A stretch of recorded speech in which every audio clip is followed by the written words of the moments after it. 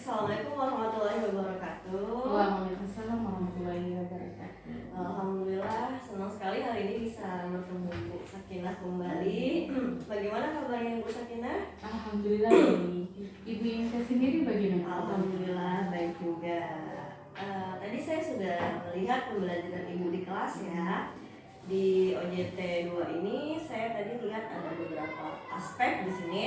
Yang pertama yaitu ada kegiatan pendahuluan, kegiatan inti, dan kegiatan penutup. Nah, namun di sini tadi di kegiatan pendahuluan saya tidak melihat adanya persepsi dan motivasi. Itu dimana persepsi ini adalah mengingat atau mengulang kembali materi yang sudah dipahami siswa sebelumnya kayak gitu ya.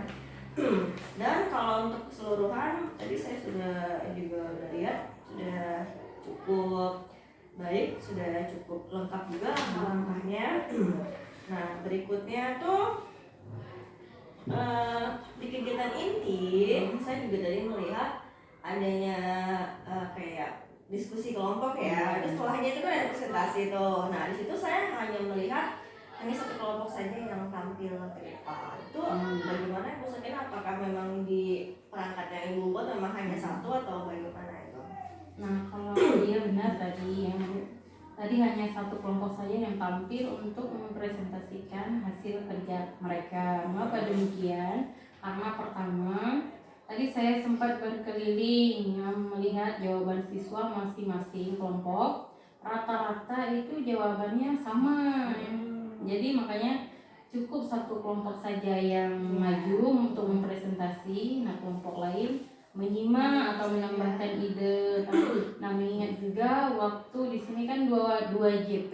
Nah, 2 JP itu kan cuma 80 menit kan. Nah, jadi tuh saya cuman satu kelompok saja. Nah, terus mengingat juga kan di akhir tadi tuh siswa sempat bikin praktek, bikin ngedit kan, ngedit foto kayak tadi promosi makanan ya, promosi produk itu makanan lewat Gemini AI. Jadi makanya kalau saya pikir cukup satu kelompok saja yang mempresentasikan karena memakan banyak waktu ya, kalau ngedit-ngedit kayak gitu. Terus tadi kalau ngedit tadi kan siswanya ketagihan malahan. Jadi lama waktunya. Oke. Berikutnya saya ada beberapa pertanyaan untuk Ibu Sakinah nih.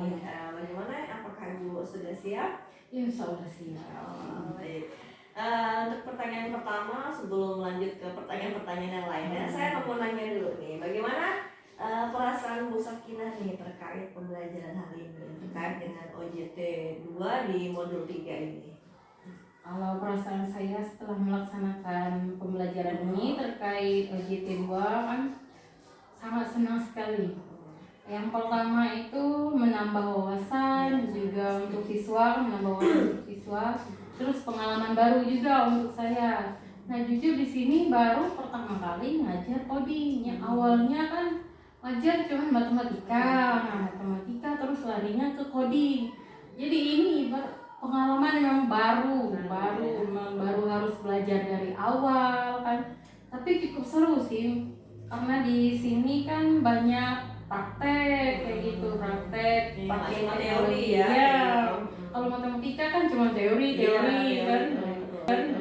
Kalau praktek susah juga, matematika praktek apa kan. Jadi ya mungkin itu. Terus ya cukup deg-degan juga ya jujur. Kalau di OJT 1 kemarin kan cuma bikin video 2 JP kan kemarin.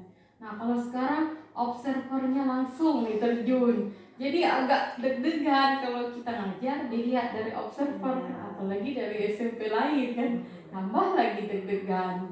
Ya gitu ya. Ya, kalau perasaan anak-anak sendiri bagaimana itu? Kalau dilihat tadi perasaan mereka sih senang ya. Senang semua, sangat bahagia katanya. Kan kalau di sini banyak praktik tadi kan, praktik bikin ngedit jualan tadi itu, bikin promosi. Karena sebelumnya kata mereka kan belum pernah nih ngedit yang foto kayak tadi siswa masak sendiri dipoto, terus dijadikan produk jualan kayak gitu. Nah, sangat senang ya kalau dilihat-lihat mereka bisa mengedit foto-foto yang kayak gitu untuk promosi jualan. Bangga ya rasanya gitu. Oke, untuk pertanyaan kedua nih, bagaimana tujuan pembelajaran ya? Apakah sudah tercapai atau belum? Saya rasa kalau tujuan pembelajaran ini 80% sudah tercapai. Nah, di mana tujuan pembelajaran saya tadi kan ada 3. Yang pertama itu memahami tentang KA atau AI. Terus yang kedua membuat contoh penerapan KA atau foto promosi makanan tadi, promosi produk. Terus yang ketiga memahami dan menerapkan prinsip KA yang bijak dan bertanggung jawab. Mungkin ya sudah 80% lah tercapai. Di setiap pembelajaran itu kan pasti kita menemukan kayak suatu titik kelemahan kayak gitu. Nah, kira-kira tadi ada nggak Ibu menemukan kayak kelemahan selama proses pembelajaran berlangsung? Kalau kelemahan tentu ada ya. Kelemahan itu yang pertama itu siswa main HP. Sebelum pembelajaran dimulai mereka sudah main HP karena sebelumnya kan tidak diizinkan bawa HP. Nggak boleh bawa HP ke sekolah, berhubung ada coding ini kan, ada praktek ini, jadi bawa HP diwajibkan. Mungkin itu yang pertama tadi kan, siswa memakai HP sebelum pembelajaran. Terus yang pas diskusi kelompok, harusnya kan itu pikiran mereka sendiri yang ngejawab, ide mereka yang ngejawab. Tapi ini kebanyakan kayaknya buka Google. Ada beberapa juga keciri kan, kalau misalkan buka Google pasti jawabannya panjang-panjang kan. Kalau pemikiran sendiri pasti singkat. Nah, ada beberapa kelompok tadi yang ketahuan dan bikin lihat catatan di HP tadi, lihat di Google. Ada juga sih yang enggak. Mungkin itu yang kelemahan salah satunya. Ada lagi?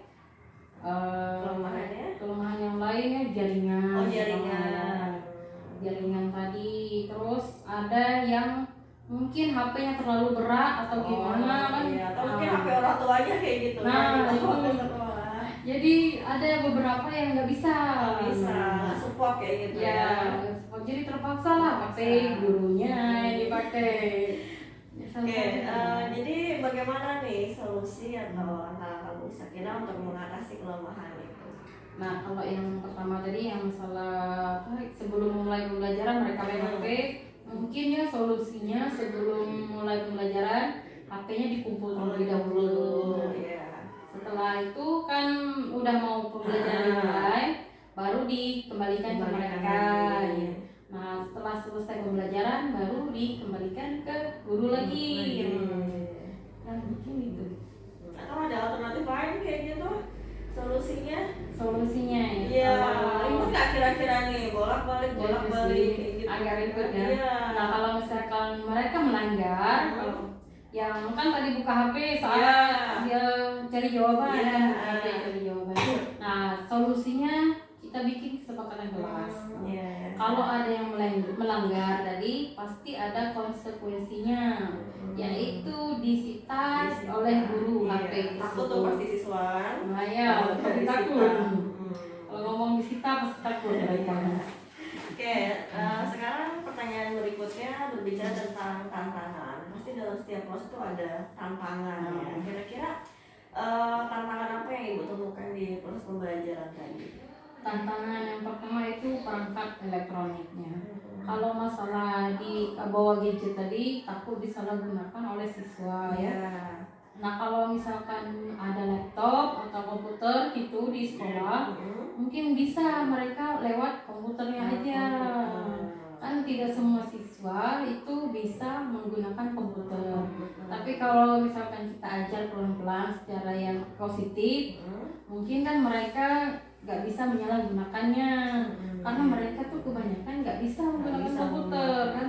Kalau HP kan setiap hari, jadi mereka tahu gimana caranya menyalahgunakan HP tadi.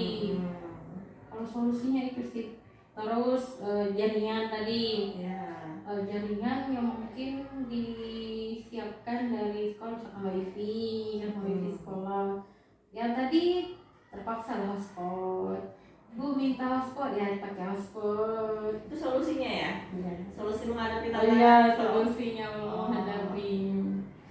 Oke, ada solusi lain kira-kira untuk menghadapi tantangan itu? Terus kalau kita diskusi ke sekolah, pihak sekolah kan, minta anggaran itu untuk laptop atau Jadi komputer, laptop kayak gitu ya. itu laptop atau komputer supaya siswa itu bisa, mungkin sekarang lebih mudah kan untuk praktek, misalkan yang informatika kan bikin Microsoft Word kayak Excel. Nah banyak mahasiswa juga kan belum pernah bikin Word atau Excel kayak gitu kan. Mungkin solusinya minta untuk dianggarkan komputer, fasilitasi ya gitu sekolah ya, biar lebih mudah untuk pembelajaran prakteknya nanti. Gak cuma coding aja kan, mau lain bisa menggunakan. Bisa berupa laptop atau mungkin wifi sekolah kayak gitu ya.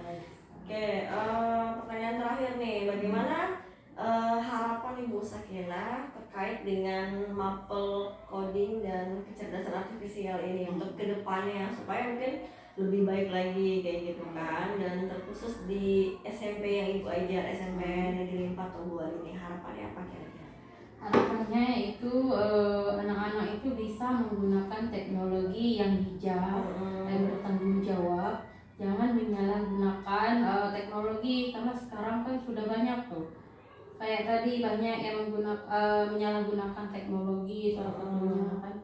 Terus ke depannya juga kalau saya rasa coding dan KA ini kayaknya wajib ada di sekolah. Kira-kira mapel sendiri atau bergabung ke informatika? Gabung Ya.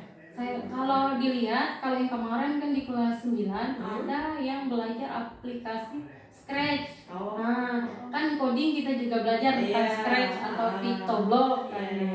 Mungkin solusinya. Harapannya ya. Baik, terima kasih atas jawaban Ibu Sakinah tadi. Tadi juga pelajarannya udah cukup baik, sangat luar biasa, sudah bisa menyampaikan materi coding dan KKA dengan baik. Itu saja Ibu Sakinah. Saya akhiri, wassalamualaikum warahmatullahi wabarakatuh. Waalaikumsalam warahmatullahi wabarakatuh.